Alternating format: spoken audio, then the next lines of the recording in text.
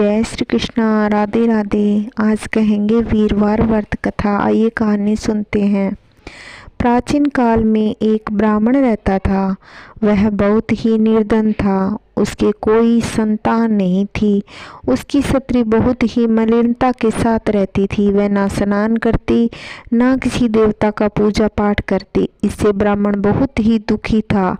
बेचारे बहुत कुछ कहते किंतु उसका कुछ परिणाम न निकला। भगवान की कृपा से ब्राह्मण की स्त्री के कन्या रूपी रत्न पैदा हुआ। कन्या बड़ी होने पर प्रातः स्नान करके विष्णु भगवान का जाप व बृहस्पतिवार का व्रत करने लगी।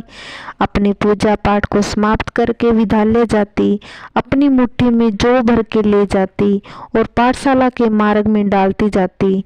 तब ये जौ सोने के हो जाते। लौटते समय उनको बीन कर घर ले आती।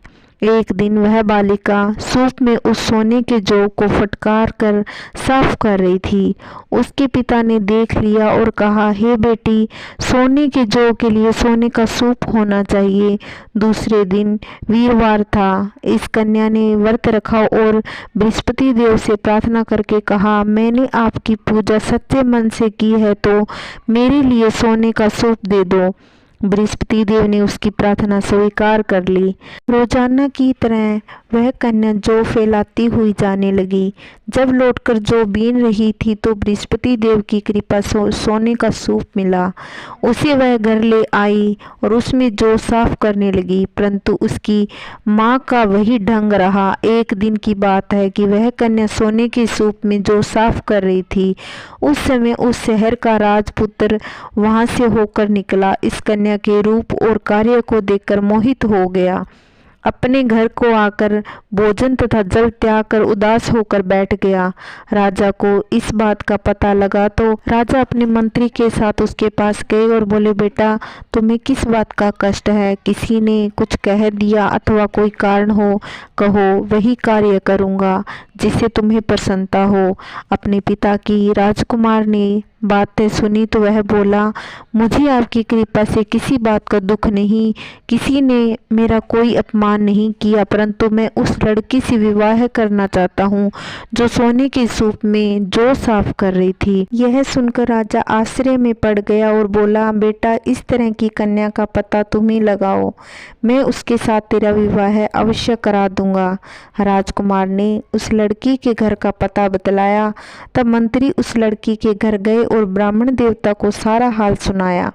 ब्राह्मण देवता राजकुमार के साथ अपनी कन्या का विवाह करने के लिए तैयार हो गया तथा विधि विधान के अनुसार ब्राह्मण की कन्या का विवाह राजकुमार के साथ हो गया। कन्या के घर से जाते ही पहले की भांति उस ब्राह्मण देवता के घर में गरीबी का निवास हो गया। अब भोजन के लिए भी अन्न बड़ी मुश्किल से मिलता था। एक दिन दुखी होकर ब्राह्मण देवता अपनी पुत्री के पास गए। बेटी ने पिता की दुखी अवस्था को देखा और अपनी माँ का हाल पूछा। तब ब्राह्मण ने सभी हाल कहा। कन्या ने बहुत सा धन देकर अपने पिता को विदा कर दिया। इस तरह ब्राह्मण का कुछ समय सुखपूर्वक व्यतीत हुआ। कुछ दिन बाद फिर वही हाल हो गया। ब्राह्मण फिर अपनी कन्या के यहाँ गया और सारा हाल कहा। लड़की बोली, पिताजी, आप माताजी को यहाँ ले आओ, मैं उसे विधि बता दूंगी जिससे गरीबी दूर हो जाए। वह ब्राह्मण देवता अपनी पत्नी को साथ लेकर पहुँचे तो अपनी माँ को समझाने लगी, हे माता, तुम प्रातःकाल प्रथम स्नान आदि करके विष्णु भगवान का पूजन करो तो सब दरिद्रता दूर हो जाएगी। परंतु उसकी माँ ने एक भी बात नहीं मानी। प्रातःकाल उठकर अपनी पुत्री के बच्चों की जूठन खा ली।